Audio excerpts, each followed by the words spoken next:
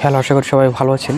Cinema সেটা ব্যবসা সফল হোক বা না হোক, সিনেমা যদি ভালো হয়, সিনেমা নির্মাণ যদি সুন্দর হয়, উপস্থাপনা সুন্দর হয়, তাহলে কিন্তু সেই সিনেমাটা ব্যবসা সফল না হলেও সিনেমা রিলিজ হওয়ার 2 বছর 5 বছর পরে হলেও সেই সিনেমাটার কথা মানুষ মনে রাখে যে না, সিনেমাটা না চললেও সিনেমাটা আসলে ভালো ছিল। যেমন অনুরাগ কাশ্যপের গ্যাংস অফ ওয়াসিপুর, এই সিনেমাটা কিন্তু যখন হলে থিয়েটারে রিলিজ হয় তখন কিন্তু মানুষ সেটা তেমন দেখতে যায়নি, কিন্তু এই সিনেমাটা পরবর্তীতে এতটাই জনপ্রিয়তা পেয়েছিল যে অনুরাগ কাশ্যপের যে আরও সিনেমা রয়েছে সেগুলোর কথা মানুষ না তুলে শুধু এটার কথাই বলে যে এরকম আরও সিনেমা বানান, আমরা এরকম বিশাল পরিমাপের আরও সিনেমা দেখতে চাই। এবং যারা অনুরাগ কাশ্যপের অন্য সিনেমা দেখে নেয় তারা কিন্তু তার এই গ্যাংস অফ ওয়াসিপুর দেখেছিল, এর এত ভালো সিনেমাটা হয়েছিল, কিন্তু সিনেমা রিলিজের পরে কিন্তু সিনেমাটা চলেনি। সেই রকমই একটা বিশাল পরিব্যক্তির এবং বড় পরিমাপের সিনেমা তৈরি করেছে অনুরাগ কাশ্যপ, যেটার নাম হচ্ছে নিশান। এই সিনেমাটাও 2টা পার্টে রিলিজ হওয়া। প্রথম পার্ট হলে যখন রিলিজ হলো তখন সিনেমাটা চলেনি, যে কারণে দ্বিতীয় পার্ট ওটিটিতে রিলিজ করা হয়েছে। আসলে এই ব্যাপারটা হচ্ছে যে আমরা এতটাই বাসি ফিল্ম বা ফ্যান্টাসি ফিল্ম দেখা শুরু করেছি যে সবসময় মানুষ কি ভালো সিনেমাটা নগদ দেখতে চায় না, দেখে আস্তে আস্তে, কিন্তু আস্তে আস্তে দেখতে দেখতে কি সবসময় ভালো সিনেমা তৈরি হয় না। মানুষ ভালো সিনেমার বদলে শুধু ব্যবসা করবে, কিন্তু কাহিনী যাই হোক এরকম বিভিন্ন ধরনের সিনেমা তৈরি করা শুরু করে। সে যাই হোক, বলছিলাম যে অনুরাগ কাশ্যপের নিশান সিনেমার কথা। সিনেমাটা 2 পার্টে রিলিজ হয়। এই সিনেমাটা দৈর্ঘ্য 2টা মিলে প্রায় 7 ঘন্টার মতন। এই সিনেমাটা যখন প্রথম রিলিজ হয়েছিল হলে মানুষ তেমন দেখেনি, যে কারণে এটার দ্বিতীয় পার্ট ওটিটিতে রিলিজ করা হয়েছিল। এই সিনেমাতে প্রধান চরিত্র অভিনয় করেছেন যমজ 2 ভাইয়ের চরিত্রে ঐশ্বর্য ঠাকরে, এবং লেডি ক্যারেক্টারগুলোতে লিড রোল প্লে করেছে মনিকা পানোয়ার এবং মেরিকা পিন্টু।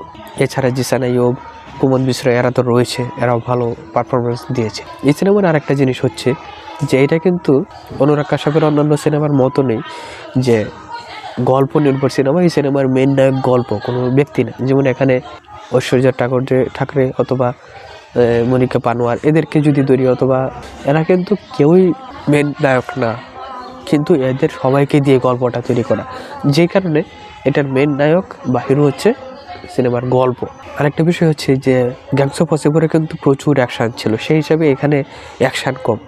আর আরেকটা ব্যাপার হচ্ছে অ্যাকশান কম থাকলেও গল্প কিন্তু ভালো এবং এনজয়েবল। আরও একটা ব্যাপার হচ্ছে যে কোনো উপস্থাপনার ক্ষেত্রে গল্প সেটা দর্শকদেরকে ধরে রাখে বা এঙ্গেজ করে রাখে, সেটার জন্য খুব ভালো একটা ব্যাপার হচ্ছে যে ডায়লগ।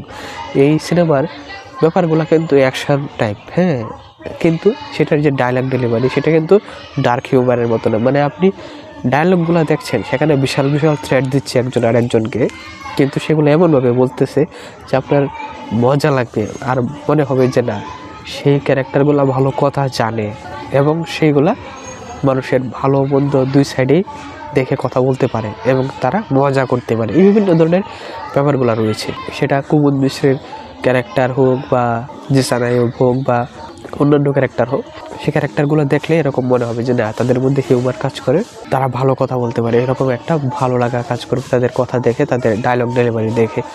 আর এছাড়া যদি গানের কথা বলি, গ্যাংস অফ ওয়াসিপুরের মধ্যে কিন্তু সবগুলা গানই মনে রাখার মতন, কিন্তু এখানে উপর ওয়াল এনে যে গানটা রয়েছে সেটা ছাড়া অন্যগুলা এত মনে রাখার মতন নেই। গানটা মোটামুটি মনে রাখার মতো, তবে গানগুলো ভালো। আর এছাড়া যদি বলি ডায়লগ ডেলিভারি বা অ্যাকশান, রিয়েলিটিক অ্যাকশান, এই সিনেমাটা এগুলো খুব ভালো।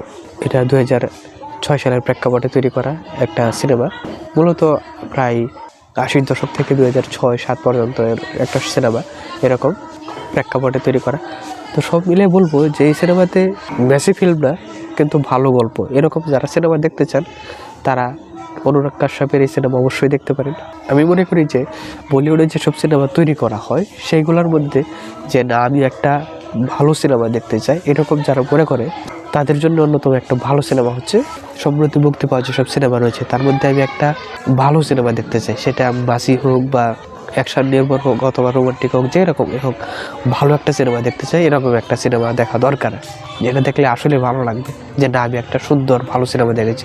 এরকম কোনো সিনেমা দেখতে যদি চান তাহলে বলবো অনুরাগ কাশ্যপের নিশান সিনেমাটা অবশ্যই দেখতে পারেন, 2 পার্টের সিনেমা। এই ছিল আমার কথা। আপনারা যারা এটার সাথে এগ্রি করেন আমার সাথে অথবা ডিসএগ্রি করেন, সেটা তারা আমাদেরকে কমেন্টে জানাতে পারেন, এবং নতুন নতুন সিনেমার রিভিউ পেতে, আপডেট পেতে এবং তথ্য পেতে আমাদের সাথে থাকুন। আজকে তাহলে পর্যন্ত, সবাইকে ধন্যবাদ।